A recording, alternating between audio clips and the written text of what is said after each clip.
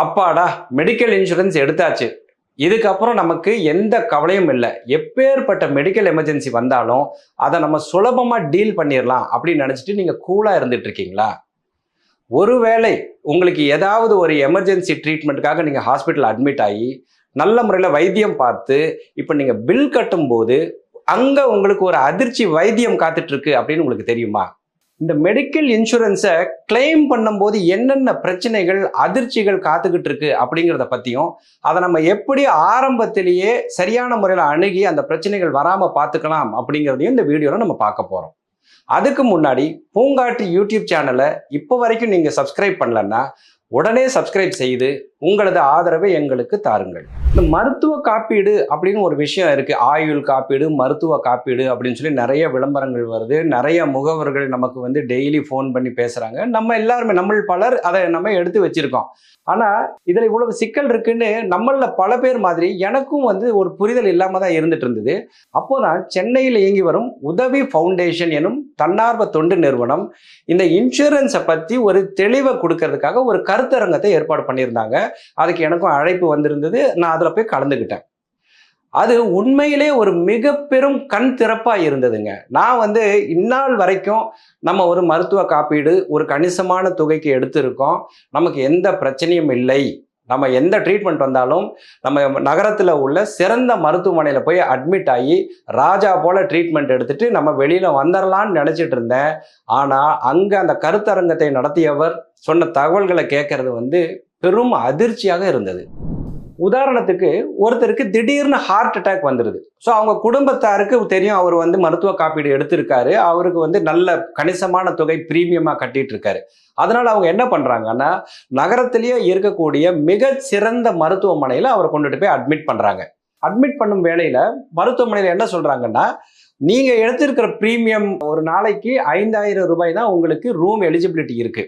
ஆனா இன்னைக்கு நம்ம மருத்துவமனையில அந்த 5000 ரூபாய் வாடகை அறை இல்லை, 7500 ரூபாய் வாடகைக்கு உள்ள அறை தான் இருக்கு, அந்த அறையை எடுத்துக்கிறீங்களான்றாங்க. இவங்க ஐயோ உயிரை காப்பாத்தினா போதும், இந்த நேரத்தில் வெறும் 2500 ரூபாய் தானே, 10 நாள் இருந்தா கூட 25000 ரூபாய் தான், கை காசை போட்டு கட்டிடலான்னு சொல்லிட்டு 7500 ரூபாய் அறையே எங்களுக்கு கொடுங்கன்னு சொல்லிடுறாங்க. நல்ல முறையில் மீண்டு வந்துடுறாரு. டாக்டர்ஸும் டிஸ்சார்ஜ் பண்ணிக்கலாம் அப்படின்னு சொல்லிடுறாங்க.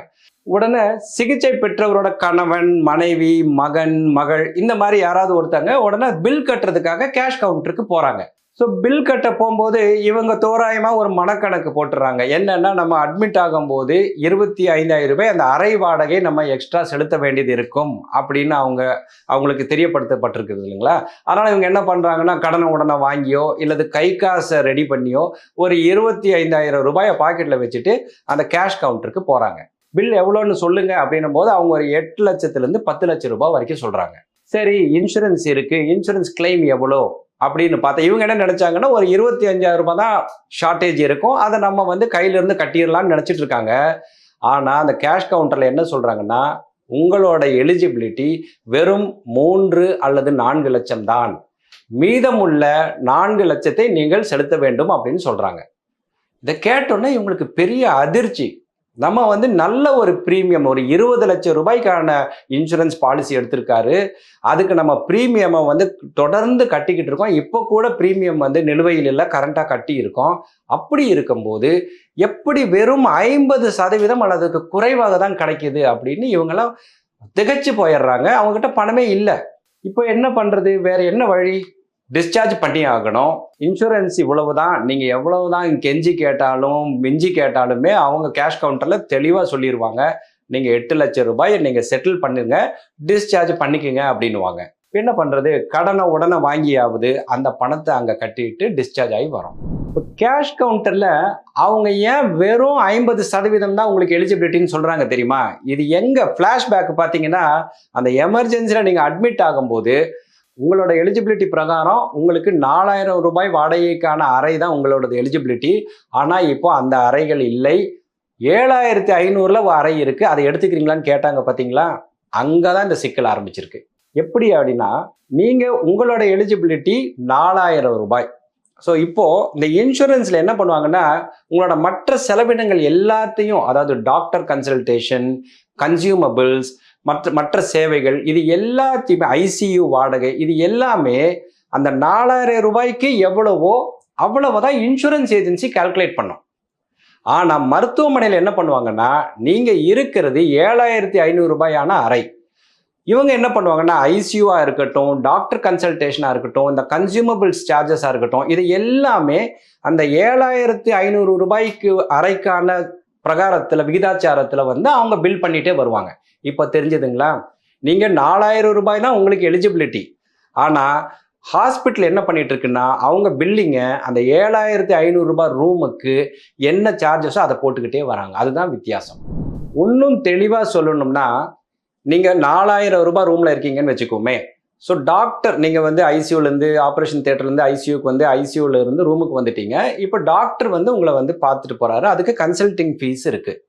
அந்த கன்சல்டிங் ஃபீ 4000 ரூபாய் ரூம்னா ஒரு 500 ரூபாயா இருக்கும் ஒரு விசிட்டுக்கு. ஆனால் அதே கன்சல்டிங் ஃபீ அதே டாக்டர் 7500 ரூபாய் ரூமுக்கு போனார்னா அது 1000 ரூபாயா இருக்கும். அப்படியே இரமடுங்க.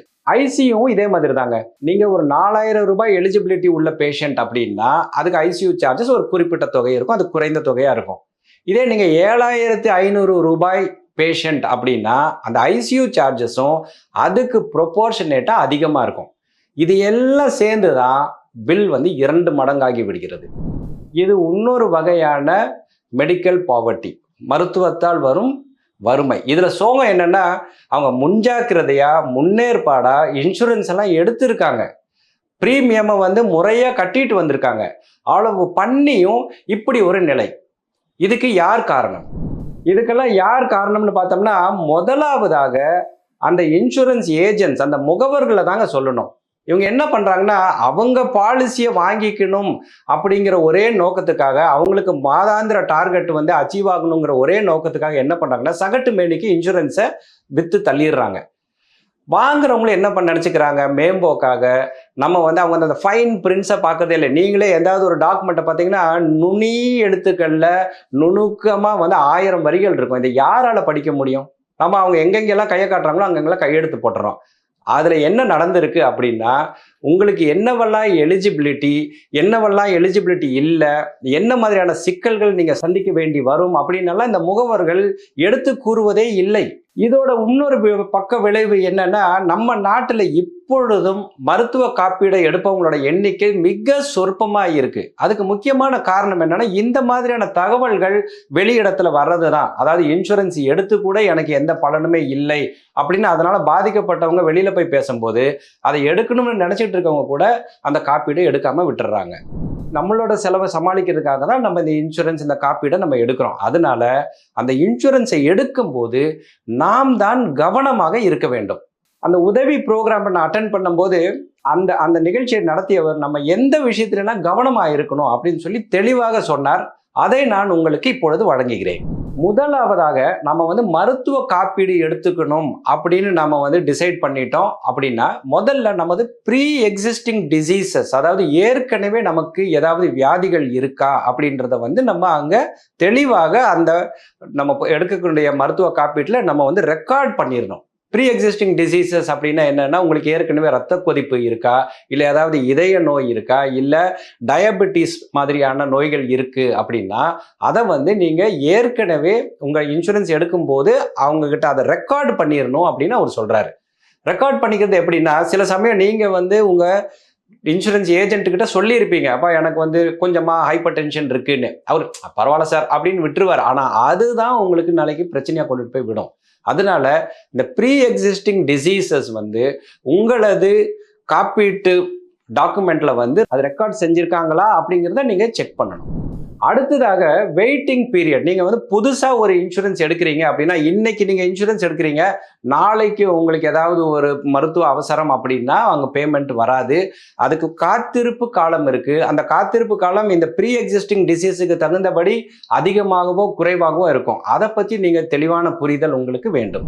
மூன்றாவதாக பார்த்தீங்கன்னா, அது முக்கியமான ஒரு பாயிண்ட் என்னன்னா, நவீன சிகிச்சைகள். இன்னைக்கு வந்து மருத்துவமனையில் நிறைய நவீன சிகிச்சைகளை உங்களுக்கு சொல்லுவாங்க. சார் ரொபாட்டிக் சர்ஜரி பண்ணிடலாம், லேசர் ட்ரீட்மெண்ட் பண்ணிடலாமான்லாம் அந்த நேரத்தில் கேட்பாங்க. நீங்களும் நமக்கு தான் 15 லட்சம் ரூபாய் இன்சூரன்ஸ் இருக்கே, ஆல் ரைட் அப்படின்னு சொல்லிடுவீங்க. ஆனால் அந்த நவீன சிகிச்சைகள் உங்களது காப்பீட்டில் இருக்கிறதா, அது சேர்க்கப்பட்டுள்ளதா அப்படின்னு உங்களுக்கு தெரியணும். ஸோ அதனால நீங்க காப்பீடு எடுக்கும் போதே ரொபாட்டிக் சர்ஜரி போன்ற நவீன சிகிச்சைகள் அதுல சேர்க்கப்பட்டுள்ளதா அப்படின்றத நீங்க குறிப்பாக பார்க்கணும்.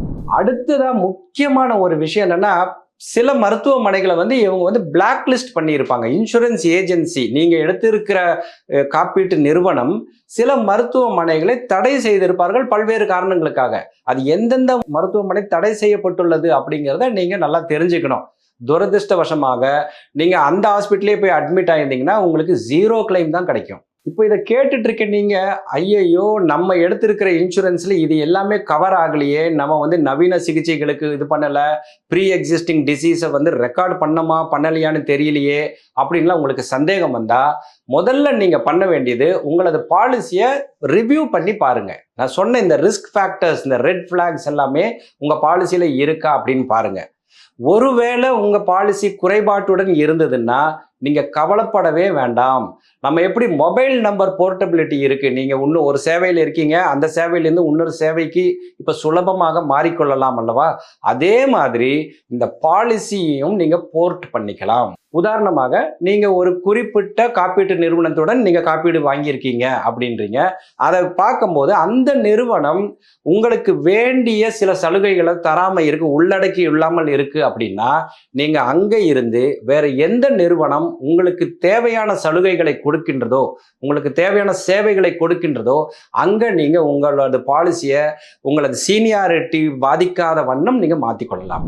அடுத்ததாக 2க்கும் மேற்பட்ட பாலிசி கூட வச்சுக்கலாம். நம்மள பெரும்பாலானவர்கள் ஒரே ஒரு பாலிசி தான் வச்சிருப்பாங்க. அந்த பாலிசியிலையும் நான் சொன்னபடி ஏகப்பட்ட குறைபாடுகள் இருக்கலாம். ஸோ நீங்க என்ன பண்ணலாம்னா, குறைபாடு இல்லாத ஒரு பாலிசியை முதல்ல வைங்க. அடுத்தது 2-3 பாலிசிகளும் வச்சுக்கலாம். அது எப்படி அப்படின்னா, பிள்ளைகள் அவங்களோட பெற்றோர்களை அவங்களோட பாலிசியில இணைத்துக் கொள்ளலாம். கார்பரேட் பாலிசியில இணைச்சுக்கலாம். அப்புறம் அந்த பெற்றோர் தனியாக ஒரு பாலிசி எடுத்துக்கலாம், பிள்ளைகள் தனியாக ஒரு பாலிசி எடுத்து அதுல ஃபேமிலி மெம்பர்ஸை ஆட் பண்ணிக்கலாம். இந்த மாதிரி ஒரு 2-3 பாலிசியை நம்ம வச்சுக்கிறது மிக்க நலம். ஸோ இதுல இருந்து நான் சொல்ல விரும்புறது என்ன அப்படின்னா, நம்ம எல்லாருக்கும் ஒரு மன நிம்மதி. இன்னைக்கு பார்த்தீங்கன்னா நியூஸ்ல எடுத்தீங்கன்னா 40 வயசுல ஹார்ட் அட்டாக் வந்துருச்சு, 50 வயசுல ஸ்ட்ரோக் வந்துடுது. இப்படியெல்லாம் நம்ம பார்க்கும்போது நமக்கு இருக்கிற ஒரே ஆறுதல், நம்ம இந்த மருத்துவ காப்பீடு எடுத்திருக்கோம். ஒருவேளை நமக்கு இந்த மாதிரியான ஒரு அசம்பாவிதம் நிகழ்ந்தால் அட்லீஸ்ட் அந்த செலவையாவது நம்மளால தாக்கு பிடிக்க முடியும் அப்படிங்கிறதா நமக்கு இருக்கிற ஒரே ஆறுதல். ஆனா அதுல இவ்வளவு சிக்கல் இருக்குன்னா நம்ம எங்க போறது? ஆனால் இதுல இருந்து நம்மை நாமே பாதுகாத்து கொள்ள முடியும். அந்த விழிப்புணர்வை ஏற்படுத்தணும் அப்படிங்கிறதா இந்த பதிவின் முக்கிய நோக்கம். ஸோ நீங்க செய்ய வேண்டியதெல்லாம் என்னன்னா, முதற்கண் இதுவரைக்கும் நீங்க ஒரு மருத்துவ காப்பீடு எடுக்காம இருந்தீங்கன்னா முதல்ல ஒரு மருத்துவ காப்பீடை உங்களுக்காக வாங்கி கொள்ளுங்கள். இரண்டாவதாக அந்த மருத்துவ காப்பீடு நம்ம சொன்னாலே இந்த சிக்கல், இந்த பாட்ஹோல்ஸ், இந்த ரோட் பிளாக்ஸ் இல்லாம, அதாவது அந்த ரூம் எலிஜிபிலிட்டி, இந்த ப்ரீ எக்ஸிஸ்டிங் டிசீசஸ் எல்லாம் உள்ளடக்கியதாக, அப்புறம் நவீன சிகிச்சைகளுக்கும் காப்பீடு வழங்குவதாக இருக்கிறதா அப்படின்றத பார்த்து அந்த மாதிரியான ஒரு பாலிசியை எடுத்துக்குங்க. இன்னொரு அந்த ஆலோசகர் சொன்ன இன்னொரு முக்கியமான ஒரு பாயிண்ட் என்னன்னா, இன்னைக்கு நம்ம எல்லாத்தையுமே ஆன்லைன்ல வாங்குறோம். அதுல இந்த மருத்துவ காப்பீடு சிலர் ஆன்லைன்ல வாங்குறாங்க. அதுல உள்ள சிக்கல் என்ன அப்படின்னா, ஒண்ணு, நேருக்கு நேரா நம்ம பேசும்போது நம்ம சில சந்தேகங்களை கேட்டு தெளிவு பெற்றுக்கொள்ளலாம். அடுத்தது, ஒருவேளை நம்ம மருத்துவமனையில நமக்கு ஏதாவது சிக்கல் இருக்கு, ஏதாவது ஒரு சட்ட சிக்கல் மாதிரி வந்திருக்கு அப்படின்னா, நம்ம நேரடியா வாங்கியிருந்தோம்னா அந்த முகவரை கூப்பிட்டு அவரை வர சொல்லலாம். நேரடியா ஒருத்தர் பேசுறதுக்கும் ஆன்லைன்ல நம்ம கஸ்டமர் கேர்ட்ட பேசிட்டு இருக்கிறதுக்கும் பெரிய வித்தியாசம் இருக்கு இல்லைங்களா? ஸோ இவ்வளவையும் நம்ம பண்ணிட்டா மட்டும் பத்தாது. நம்ம குடும்பத்தில் உள்ள மற்றவர்களிடம் நம்ம என்ன மாதிரியான மருத்துவ காப்பீடை எடுத்திருக்கோம், அதோட எண்கள் என்ன, அதோட அந்த முகவர் இருந்தாருன்னா அந்த முகவரோட பெயர் மற்றும் அவரோட தொலைபேசி எண் என்ன அப்படிங்கிறது எல்லாம் நம்ம குடும்பத்தில் உள்ள மற்றவர்கள்ட்ட கொடுத்திருந்தோம்னா, இந்த மாதிரியான ஒரு எமர்ஜென்சி வரும்போது நமக்கு உடனடியாக மருத்துவ சிகிச்சை கிடைப்பது மட்டும் இல்லாமல் அந்த பில் கட்டும் போது ஏற்படும் அதிர்ச்சி வைத்தியத்திலிருந்தும் நம்மை நாமே பாதுகாத்து கொள்ளலாம். இந்த பதிவு உங்களுக்கு பயனுள்ளதாக இருக்கும்னு நாங்க நிச்சயமாக நம்புறோம். நீங்களும் இது பயனுள்ளதாக இருக்குது அப்படின்னு நினைச்சீங்கன்னா உங்களுக்கு தெரிந்தவர்கள் அனைவரிடமும் இந்த வீடியோவை கொண்டு போய் சேருங்கள். ஏன் அப்படி கேட்குறோம்னா, ஒரு மருத்துவமனைக்கு போய் நிற்கும் போது அந்த பில் கவுண்டர்ல நின்றுட்டு இருக்கவங்களோட முக வாட்டத்தை பார்க்கும்போது அவ்வளவு பரிதாபமா இருக்கும். என்னடா பண்ண போறோம், எப்படி இந்த பில்லை கட்ட போறோம்னு சொல்லி அப்படியே சோகமா அவங்க அங்க நின்றுட்டு இருப்பாங்க. இப்படிப்பட்ட ஒரு நிலை உங்களுக்கோ உங்களது நண்பர்களுக்கோ குடும்பத்தாருக்கோ வர வேண்டாம்னு நீங்க நினைச்சீங்கன்னா இந்த வீடியோவை எல்லாத்திலும் ஷேர் பண்ணுங்க. எல்லோருக்கும் இந்த தகவல்கள் தெரிய வேண்டும்.